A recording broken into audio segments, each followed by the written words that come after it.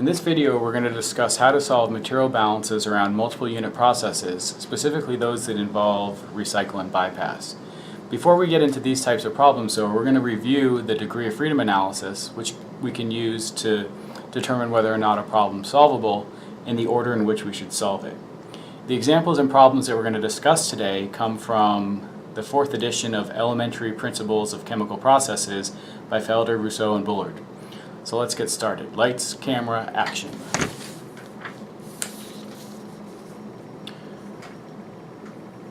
We're going to start with a review on example 4.4-2, which is on pages 119 and 120 in the textbook.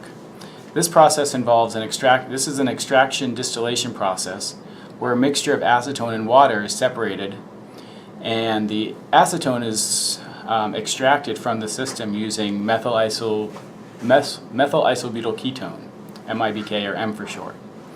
So in this process, we're gonna skip towards the solution. But the first thing that you need to do is to draw and label a flow chart based on the information that's provided, and that's what we've done previously. I want to note, for example, in this problem is that the mixer and the settler, two different units, are combined together into a single operation for the material balance because the stream between them is the same. Okay, so if we draw the process and label it, we should get something that looks like the solutions from the textbook shown here. Okay, so I want you to, for one, be able to draw this process, and second, with this process in place, again, there's a variety of ways that the streams can be labeled, and we'll discuss that in another example shortly. Once everything's labeled, we can go through and do a degree of freedom analysis. So I want you to, if you need, pause the video and go through and do the degree of freedom analysis on each one of the individual systems in addition to the overall system. Okay, so now time to check your work. If you've done the degree of freedom analysis, what you should find is that you have 2 degrees of freedom on the extractor, or the first extractor. On the second extractor, you'll find 1 degree of freedom.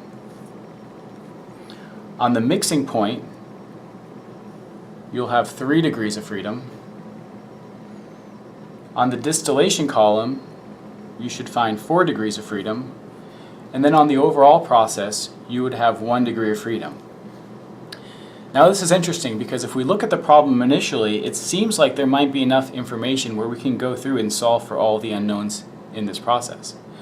But given that the fewest degrees of freedom we have for a given unit is 1, this means that we always have more unknowns than equations to solve for these unknowns. And so this would give us an unsolvable system. Now the nice thing about going through the degree of freedom analysis is maybe we spend only a couple minutes doing this. Whereas if you tried to just start and go on the material balances for this process, you would still be working away to find no solution. You're welcome to try that and spend your time that way, but I would recommend just moving on to another problem that might be solvable. For our next example, we're going to look at problem 4.38. In this process, we're just going to review the degree of freedom analysis to help us decide the order in which we solve this problem for the unknowns in the system. Before we do that, I want to discuss the different ways, or just review the 3 different ways we can label a stream with unknown information. And so we're going to do that with the stream leaving Unit 1. If we look at this stream leaving Unit 1, the first way to label it is as the authors of the textbook labeled it. So I'll write this as method 1. In this process, or in this method, they use the total stream flow, M1. They gave an unknown for the composition of component A, which was called X1, grams A per gram. And then what they did is for species B, rather than giving a new variable, they just used the process constraint that the sum of the compositions of species A and B has to equal 1. So the composition of species B has to be 1 minus X1 grams B per gram. Okay, another way we could do this process is, or label the process or stream, is we don't have to apply that process constraint. So in this case, we would have the overall flow, M1 grams per second. We would have that same variable X1, grams A per gram. And then we would make a new variable X2, grams B per gram. And now if we decide to label the stream this way, we also have another equation that we can use that wasn't available in the previous one, which is x1 plus x2 equals 1. Now I wouldn't label the stream with this equation, I'm just making a note of that here. Okay, and finally the third way of labeling the stream, and this would be my preferred method of labeling the stream if there is no information known or available with the stream. And this would be just labeling the stream according to the total flow of each species. For example, we could call this MA, grams A per second, and MB, grams B per second. All right, so in this case it gives us, we have two unknowns, MA and MB, and again we don't have the process constraint, or we don't have the physical constraint that relates the flows of each to each other. Okay, so those are the different ways that you can label a stream. You can choose whichever you prefer. In general, my preferred method is if there's no information available, I use number 3. And if there is information available, such as a composition or a total flow, then I would use either stream or either method 1 or 2. Either one of those would be acceptable. Alright, so let's get into the degree of freedom analysis for this process. Okay, so we'll start with Unit 1.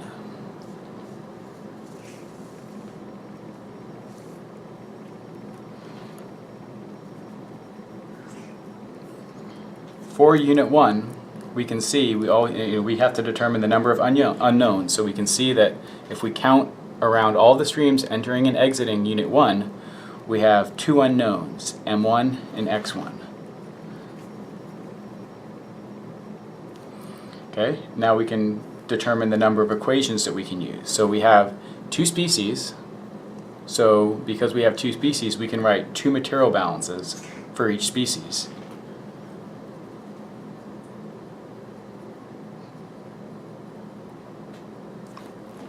Right, we have, according to how it's labeled in the picture, we have no physical constraints, or we have no other equations that can relate any of the unknowns with the known information. So if we take the difference between our unknowns and the number of equations that we have, which is 2 equations, is we have 0 degrees of freedom. So we could start our process on Unit 1, but I'm going to go through and continue on this process. Let's next look at where the 2 streams mix. Where 2 streams mix or divert, we still have a system where we can write material balances around. So we'll call this the mixer. Okay, so for the mixer, if we go and count the unknowns, again, all we have to do is count. 1, 2, 3, 4, 5. We have 5 unknowns around the mixer. And then for the number of equations that we have species now A, B, and C, so we have 3 species. So we have 3 material balances. You can see according to how the streams are labeled, the process constraints, or the physical constraints, were already used. No additional process constraints are given. Therefore, we have 3 equations that can be used. So 5 unknowns, 3 equations gives us 2 degrees of freedom. This means we cannot solve for the unknowns around this process. Okay, we go ahead and go to Unit 2. Again, if we can count the overall unknowns around Unit 2, we'll find 7 unknowns. The number of equations, we have 3 species, so we have 3 species balances. Okay, but if we look here, we can see that we have all the compositions of the stream exiting the top of Unit 2, X, Y, and Z.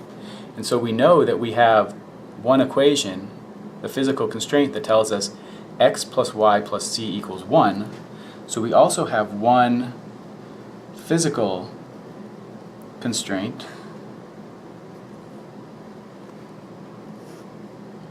so if we subtract our 4 equations from our 7 unknowns, we have 3 degrees of freedom around this process.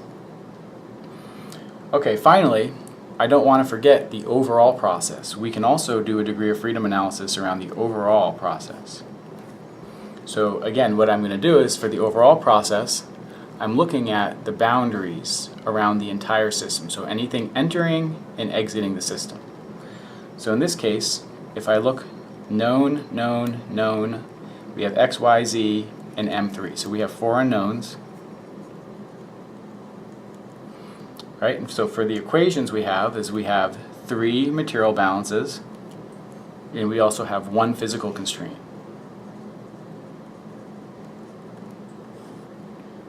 So if we subtract the equations from the unknowns, we have 0 degrees of freedom. Okay, so now in order to solve the system, again, we can start with the overall process or unit 1. If we start with the overall process, we can determine the unknowns around unit 2. That would give us solve for 3 unknowns. Then we could solve around unit 2. Once we solve around unit 2, we could solve around the mixer, and then unit 1. Or we could start at the other side. We could do, since unit 1 has 0 degrees of freedom, we could first solve for the unknowns around the unit 1. That would solve for these 2 unknowns.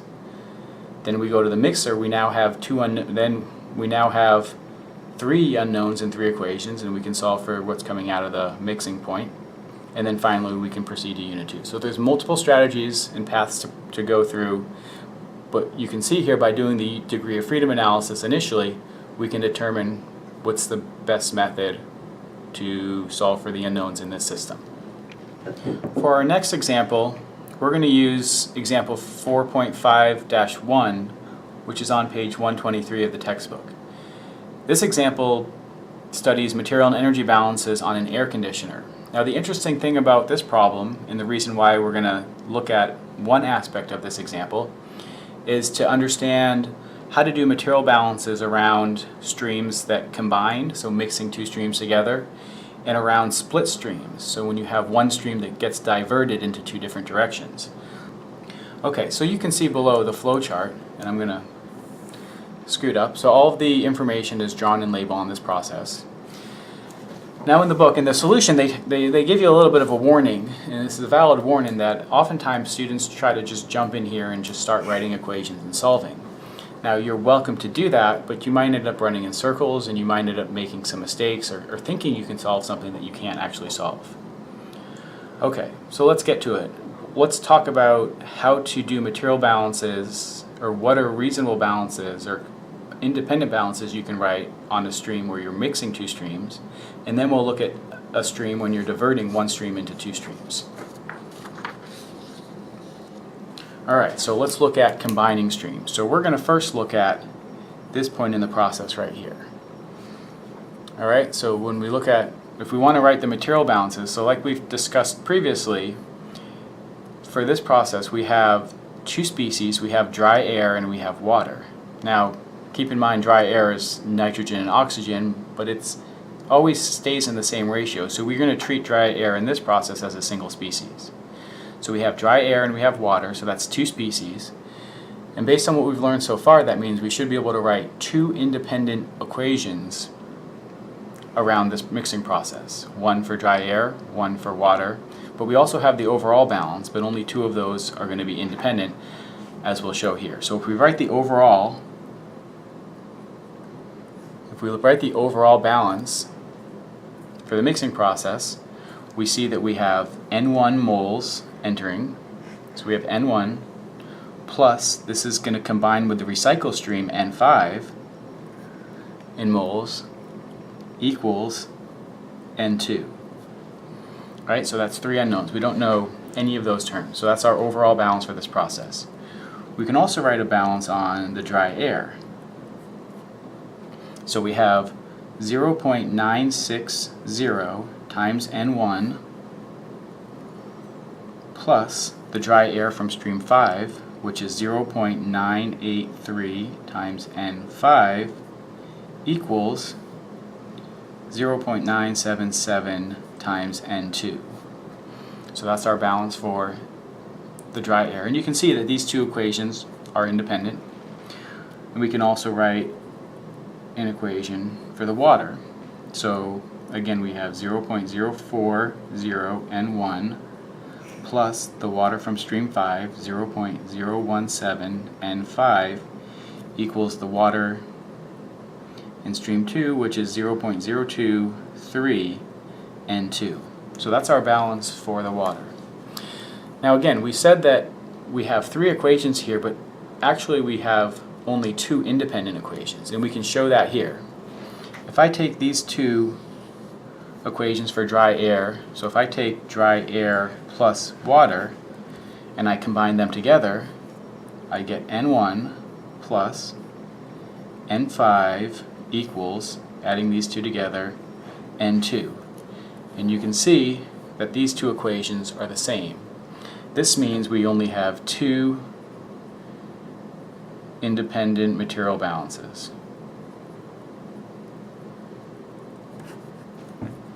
Alright, so we already knew that. We talked about that before. Alright, let's flip it around a little bit. Let's look at now the split stream. So if the same thing holds, again, we have a stream. We might expect we should have 2 independent balances. So let's see how this looks. Okay, so for the split stream, we're now going to look at this part of the process. Our split stream. So we can write an overall balance for this process. So overall, we have N4 in moles is going to divert into, the stream coming out is 100 moles plus N5. Now you notice that I'm being a little bit relaxed on my units. I'm not writing the units for every single term, but I'm making sure I have a consistent set of units in this process. So again, all of these are in terms of moles. Okay, so let's do dry air. So the dry air exiting the air conditioner going into the split stream is 0.983 times N4 equals, okay, coming out, I could multiply that together, but I'm not going to. I'm just going to write this 0.983 times 100 plus, coming into the split stream, the stream that's being recycled back, this is going to be 0.983 times N5. And again, units in moles. Okay, so you probably noticed something here. These 2 equations are essentially the same equations multiplied by a constant, 0.983. So these 2 equations, essentially, for the standpoint of solving for an unknown, these are the identical equations. So far here we have only 1 independent equation. Let's look at it for now for the water. Now this time I'm going to write my water balance. So this was the dry air balance. I'm going to write my water balance with all the proper units. Okay, so exiting the air conditioner, entering the split stream, we have our composition, which is 0.017. Now this would be, since we're dealing in moles, we have moles water per moles total times N4 in moles equals, coming out we have 0.017 moles water per mole times 100 moles plus 0.017 moles water per mole times N5 in moles. So if we just kind of cancel some things out, we can see that all in here our units are in moles water. Multiply this through, we have 0.017 times N4 equals 0.017 times 100 plus 0.017 times N5, and this is all in terms of mole water. Alright, so again, what do you notice? This equation is the same as our overall balance multiplied by the mole fraction of the water, 0.017. So again, so the important point here is for a split stream there is only one independent material balance. So it's just an important thing to know. And the reason for that is because the compositions of the split stream have to be the same. If you take a stream of known composition, it's going to mix into two streams of known compositions. So because of that, we're restricted to one independent material balance around a process that involves a split stream. It's just the only unknown is what is the ratio for which the two streams are split. An important unit operation for chemical engineers is what's called a distillation column. So here's a figure of a distillation column that's taken from problem 4.42 in the textbook. Now, distillation columns are important because they take a feed of a mixture of a variety of different components. In this case, it has two species, benzene and toluene, and it separates those two species into purified streams. So this is a way of separating mixtures into more valuable products. So there's a couple important aspects of a distillation column.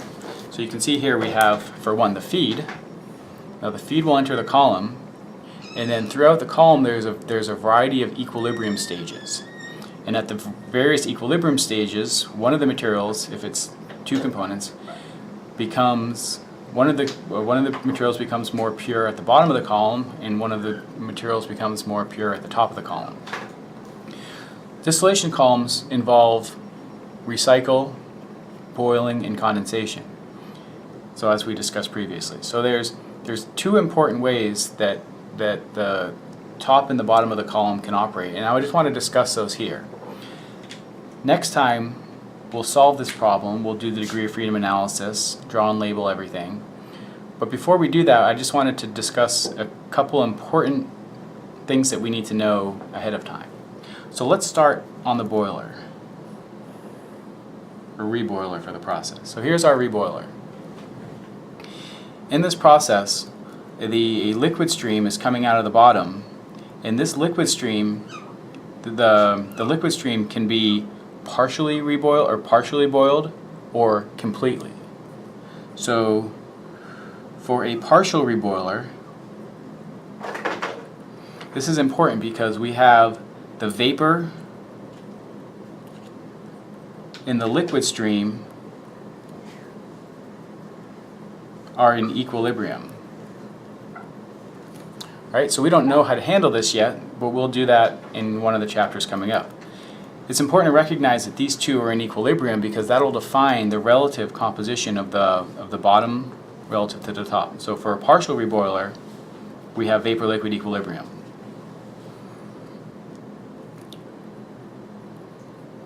We can also have a complete reboiler.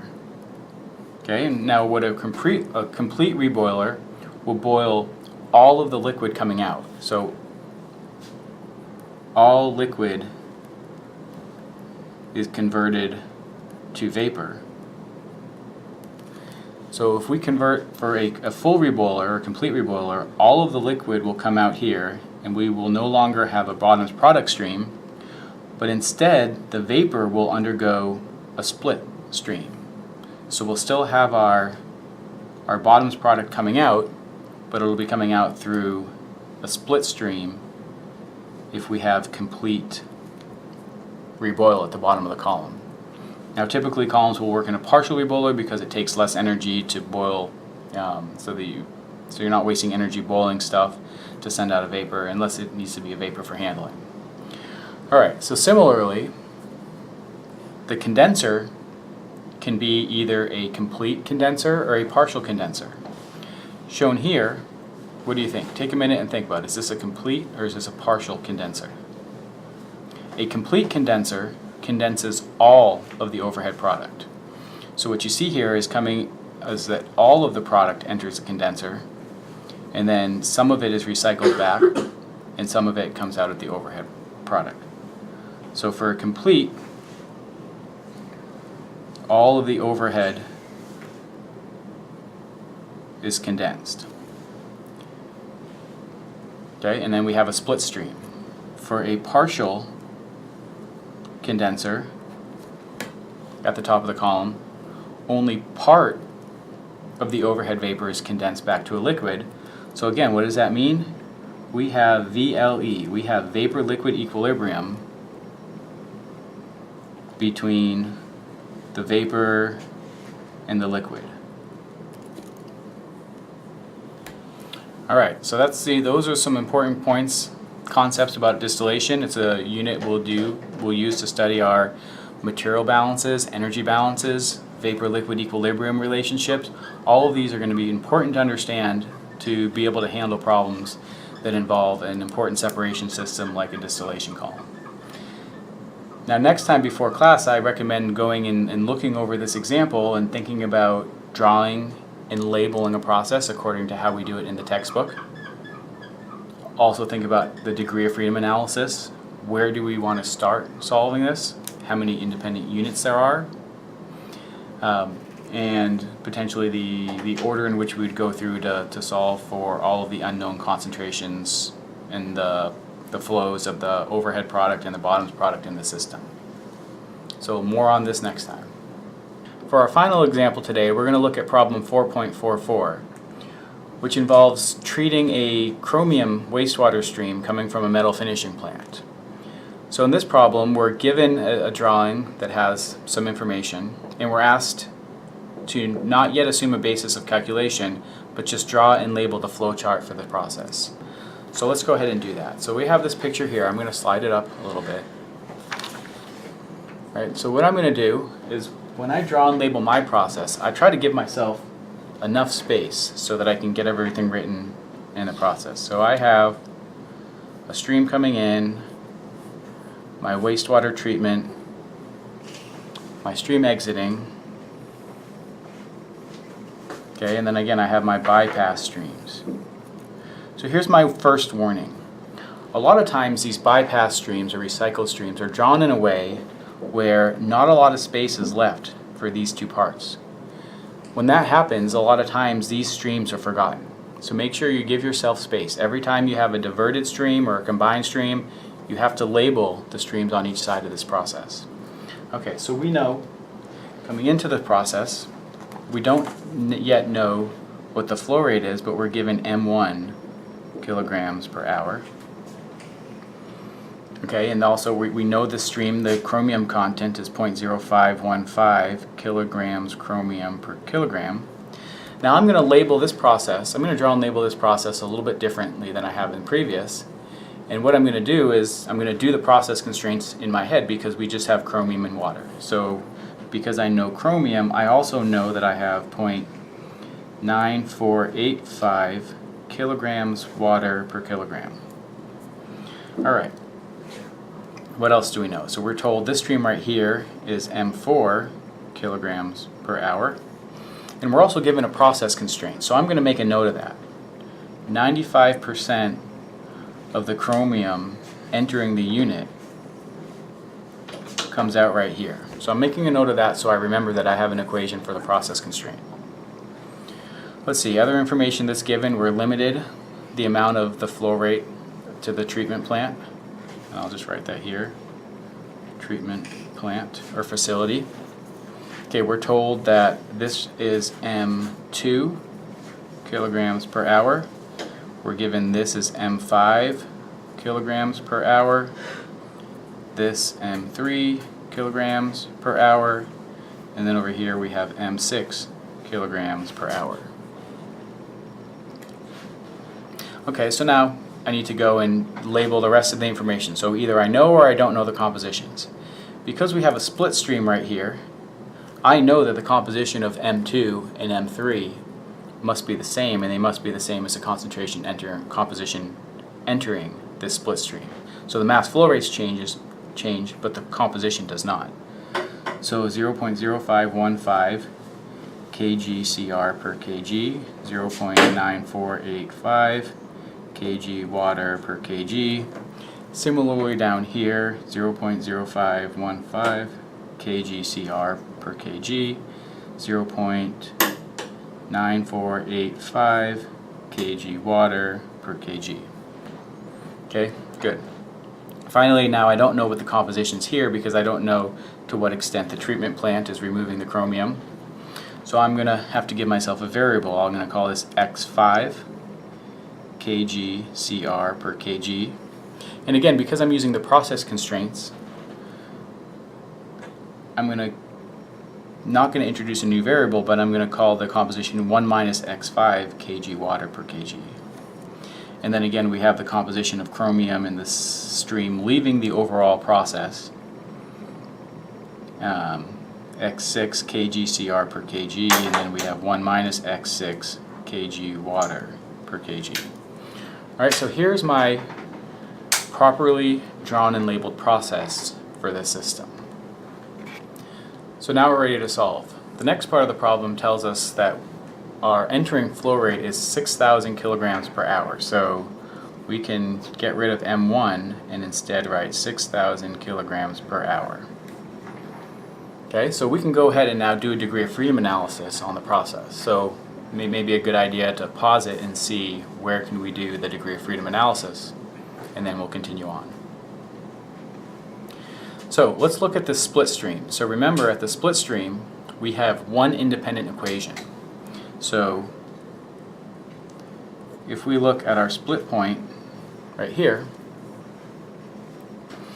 we see that we have two unknowns, M2 and M3, and then we have one independent material balance. So that means we can't do anything. Oh, except, what did we forget? There's a process constraint that says this is less than or equal to 45 kilograms per hour from the original problem statement. It's important to not forget these process constraints because that gives me another equation. I know now that because this flow rate entering is greater than 4,500, I can just do a balance, and that tells me that this M2 is going to be 4,500 kilograms per hour. So now around the split stream, we have 0 degrees of freedom. One unknown, one independent equation. So let's go ahead and write the overall balance. We have 6,000 kilograms per hour equals 4,500 kilograms per hour plus M3. Therefore, M3 equals 1,500 kg per hour. Good. Got those. Let's go on to the treatment plant. So before going too far in the treatment plant, let's just look at it for a second, and we can see that the whole flow coming out of the treatment plant is chromium, and we're told that from the process constraint is this is going to be 95% of the chromium that entered the overall treatment facility. So we know the overall amount of chromium entering the process. So based on this constraint is we can determine the flow rate of M4.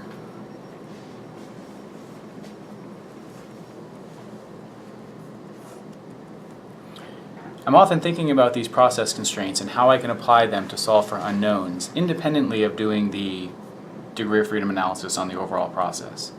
So for this stream, chromium stream, based on the process constraint, we know that M4 equals 0.95 of the overall chromium that enters the process, which is 0.015 kilogram chromium per kilogram times 6,000 kilogram per hour. You can go ahead and punch that number into your calculator and get an answer. Okay, so then now we know we have here, check, check. We have stream 4, we have stream 3. So we can continue to go through this process, and now we look at, again, coming out of the treatment plant, we have two unknowns.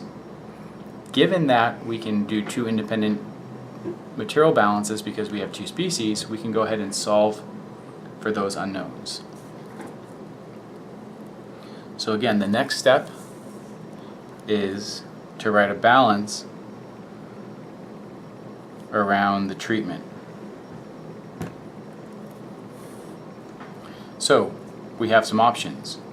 We can do overall, we can do chromium, or we can do water. Which two? I'll let you think about that. After you decide there are two easier ones. There is an equation you should do first that has one unknown, and then you can proceed to go to get the next unknown. Right? So I want you to think about that on your own. And then finally, once we solve for the composition of stream 5, we can determine stream 6. Now we have two options with all the other information known. Is we can do a balance around the mixing point, one, but don't forget, often an easier balance can be written once you get to this point, is we can do a balance on the overall process. And if we do a balance on the overall process, 6,000 equals M4 coming out plus M6. Well, there we go, that can give us M6. And then we can do either a chromium balance or a water balance to solve for the final composition of stream 6. So that's all for today. Again, focus on degree of freedom analysis, on multiple unit process and solving systems for multiple unit processes and those that involve recycle and bypass.